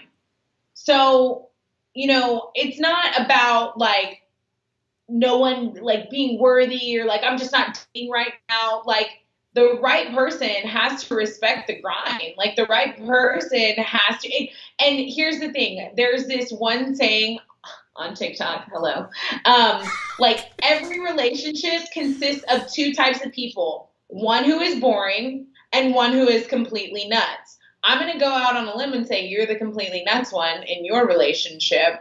But like and I looked at like, okay, so like Rod, Sheila, Alex, they're all in relationships. And their significant others have to put up with each one of their antics. Yeah. And I'm like, oh my God, I need, like Rod has an April. I'm like, I need an April. Like Alex has an Emma. I'm like, I need an Emma. So I think I've been dating, like when I have dated, I've been trying to date someone like me and it has blown up in my face every single time. So I'm looking for a boring man who is ready to like clean up after my mess, do a little of my laundry, maybe, run me a bath or something. I am so ready to date the most I'm ready for the snooze fest. Like bring him on. Bring on his boring ass. The chat is going like, I'm super boring. I am so boring. Oh my God. You don't even know. I'm like a snail. I don't do shit. It's just, like Reverend House, look, Fidel. So boring? I'm not. You are boring. I'm your guy. I don't even use Comic Sans font. I just listen. The guy with like 3 Instagram pictures, like one of which is like maybe like no selfies. It's just like him holding a beer. Like it's so bad. Like That's it's so bad. And like a picture of a grill, like him on just a golf course. Like no point of reference. Like doesn't even explain the picture because he doesn't get social media that well. It's just that stupid. Yeah. Let's be real. Do you want someone that's boring or stupid? Because I feel like there's both. Ideally, someone I can manipulate. No. I need boring, dumb, and gullible. If that's like your perfect man, right? And he's got to have a 6-pack. And he needs abs, but is that... Now, if there was like the perfect guy... Huh? Want a fit guy. I don't want a fit guy anymore. I'm in Houston now. Your girl's been eaten. I need a thick-middled man. I need a dad bod. Come on. No, don't give me that. I knew you were going to say dad bod. That is such bullshit, Tess. Nobody believes that chicks like dad bods. Nobody. We love them. No, that's not true. You're telling me if there were 2 dudes side by side, and one of them has, I'm not saying like the big muscle bound guys, but one is fit. He actually has a jawline unlike this. You can see his muscles. He's got maybe not like, 1% body fat, but you can see where he has stomach muscles. And then you got this, or a guy that's like some love handles and wow, he's got cellulite back there. That's not supposed to happen on dudes. You're going to just be like, oh yeah. So I'm gonna stare at Give me the guy that looks like a biscuit. He sounds like he would cheat on me, and I don't want any of that. I don't want that anymore. I've had that. I'm had it up to here with that. Okay. So that's the thought process. Because I'm telling you, guys are like, it's like our Eminem moment. If you got a 10 and a 5, we're like, one shot, mom spaghetti. I don't care if she fucks around on me. Yo, I'm going for it. And you're telling me that females are like 10 and 5. You're like, the 5, I can mold him, I can shape him, he won't cheat on me. He's probably more emotionally stable. If you're smart, baby boo, like you can have you can have Mr. Six Pack all day. You can have Mr. Six Pack who thinks he's funnier than you because bitches laugh around him. Like, you can have that loser. Give me Chubby who can grill and catch some of my inside jokes any day. Like, I love that. I love that the one thing your attitude changed on was you were like, yeah, six-pack guy who thinks he's funnier than me. Like, that's so great. And so I don't know, like, hot chicks are the worst. Like, hot chicks that know they're hot, like, that are stuck up. Like, yes, they are the worst. I will 100% attest to that. But a hot dude is like, that's devil spawn, bro. Like, the dude that's taking selfies and looking like smoldering, like, in the camera, like, I hate that guy. Really? I hate that. Yeah. I don't know why I don't believe that, because you're not the first female to say that, oh yeah, dad bod. But I'm like, I don't buy that. I feel like that's y'all's way of saying, hey. Have sex with him. Huh? I'm just not going to be in a long-term committed relationship with him. They're not someone who you do long-term things with. Like, they're flaky. I don't know. I feel like what you're saying is, I just want a guy with more flaws than me. It makes it easier. Yeah. Why not? Okay. Well, I guess it's the difference of, a short-term thing versus a long-term thing. And long-term, you're telling me dad bods have a better shot. They do, and I want to be the hot one. Now see? I want to be the hot one. I'm grown and old enough to admit that now. I want to be the hot one. You heard it here first, guys. I don't get enough attention at my job or everything I do. That's not enough.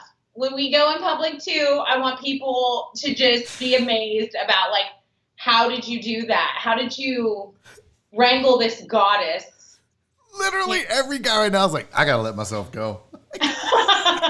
Why am I on this diet? I just gotta let myself go. The key to getting a hot chick is let yourself go. So that's hilarious. That's so great. Why? Well, I've already screwed up. I'm married, so at this point it doesn't matter. But for all the single guys out there, just let yourself go. You heard it here first. That's it. And give me your bank account numbers. See, now that comes off as gold digger, but I like presents. That's my love language. So whatever, here. Now, what is more important? Okay? Is it money? Is it stability? Is it sense of humor? What is the one? And be honest. If it's money, just say it's money. But what is the one thing for guys? Not you. I know you're not shallow like that at all. What's the one? Huh? No, I am. No, I love nice things. I am. I like to pretend, like that we are celebrities, and I like nice bottles of champagne and nice bottles of wine and fancy dinners. I do. I like all that stuff. But I think this is real talk. And this is gonna sound so silly to you. Okay. But when you're single and you have bad days, there's like no one to blame but yourself. Like, I'm really looking for someone who is ready to catch the mess behind all this bullshit. Like, someone who is ready to hold me during a panic attack, someone who I can complain about, oh my gosh, I have to go to a meet and greet, someone who can actually see the shitstorm behind the likes on Instagram and all that stuff, someone who can actually, like, handle that hot mess of a person that I am, because that's what I am. I make that's what it is. Like, you guys aren't ready for that. They say they are. They want to have the hot chick. The hot chick is crazy. She's so crazier than cat shit. Like, she has so many issues. So I love this honesty, because I believe you, because I know, it's a weird thing, but entertainers in a lot of ways, I get it. And I don't even think you're bullshitting. I believe you 100%, because to do what you do, to be in the entertainment field, there's the whole part of it that people don't see that is difficult for people to relate to. And you never, and like, also, like, dudes, like, are you, like, if you're ready, you say you're ready, like, for a relationship, like, oh, Tess is like, she's got it all together. Like, I will question every move you make towards me. When you say, I love you, I will say, no, you don't. I will say, yeah, right. I will say, I don't believe you. Like, I will literally, like, I will make you crazy. Like, you will need therapy. We will go to therapy together. I'm going to make it as difficult as possible on you, but that's how you'll prove your worthiness, right? I'm going to ruin our lives. No, you're either with that. I'm looking for someone to ruin my life with. Yeah, and if that scares you, then I understand. But don't sit here and pretend that you're ready to date someone like me. Like, that's a lie. The chat got quiet. Never mind. They're like, oh, God, shit. No, I can't. What? No. Oh, that's so funny. One guy said he's already in therapy, so it might be your dream guy. Reverend Householder. Therapy couch? Oh, this is so great. The chat is so torn now. Everybody was like, I'm in hot chat. Oh, wait a minute. Oh, emotional baggage. Whoa, I'm a dude. Never mind. Right. That is hilarious. Tess, thank you so much for doing this. I literally could sit here and talk to you for hours, but I know you need to get a nap. How can the people follow you so what's your preferred platform? Twitter, Instagram, TikTok? I like all of them, and it's all at Tess1, Tess2 across all of them, so it's totally easy. Also, I am doing sideline reporting now on Thursdays for Cube TV. So this week it's North Shore versus who is it? It's North Shore. I know that. Okay. 2 years in a row, and I want to say Collins. I want to say yeah. But so tomorrow at 7:00 on Cube TV, I'll be doing some sideline reporting. Obviously, that's great. Need to brush up there. I haven't been on TV in a while, so last Thursday was my first time back, and I was like, oh yeah. Lot different, right? A lot different. Yeah, sure, right. And then, guys, I'm really excited because I went on ACX, which is Audible Amazon, and I auditioned to voice an Audible book, and I got picked for one. So I'm going to be releasing that. Yeah, so that's like my dream, to voice a book, and I did one, and I'm submitting it this weekend. So if you follow at Tess1, Tess2 on Facebook, Instagram, or Twitter, I'll be talking about that. Like, congrats. Yeah, like the side projects have been strong in the pandemic, so that's badass. Right. So I'm very excited. That's what I'm doing. Hang out with me, and Barry, I will come on the show anytime. I'll complain about needing a nap, but that's part of it. You want this to continue, you have to be ready for all the emotional baggage as well. Well, I am ready. I am all for emotional baggage because I can pack it in myself. So you're going to make me cry. No, listen, Tess, I love you. Thank you for doing this, man. I really appreciate it. Thank you so much. Bye, deckheads. All right, that is Tess at Tess1, Tess2, Tessa Barrera. What a fun time, man. She is absolutely the best. I love it so much. I love getting to sit down and talk with her and just shoot the shit for an hour. Like, is there a more fun person? Is there a more fun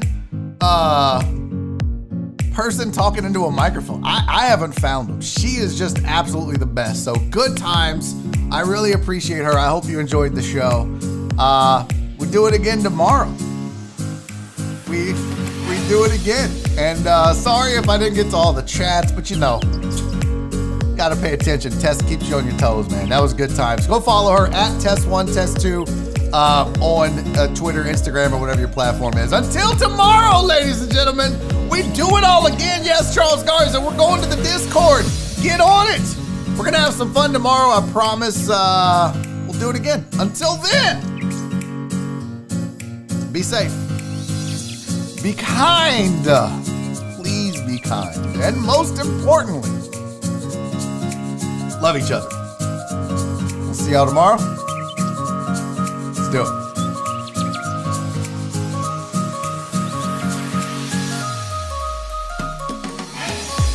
Daddy's making a YouTube video!